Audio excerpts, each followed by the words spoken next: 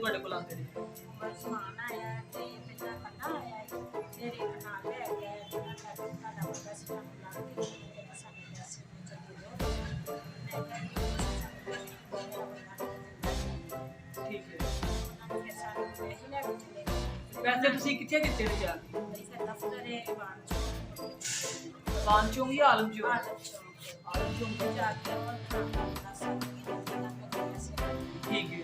ਫਿਰ ਇਹਨਾਂ ਨੇ ਫਿਰ ਦੂਸਰੇ ਪਾਸੇ ਕੋਈ ਨਾਲ ਆਇਆ ਨਾਲ ਠੀਕ ਹੈ। ਨਾਲ ਜਾਇਆ ਫਿਰ ਦਫ਼ਤਰ ਲਾਇਆ ਠੀਕ ਹੈ। ਆਇਆ ਪੈਸੇ ਕਮਾਏ ਮੈਂ ਇਹਨਾਂ ਨੂੰ ਆਪਣੇ ਕੰਮ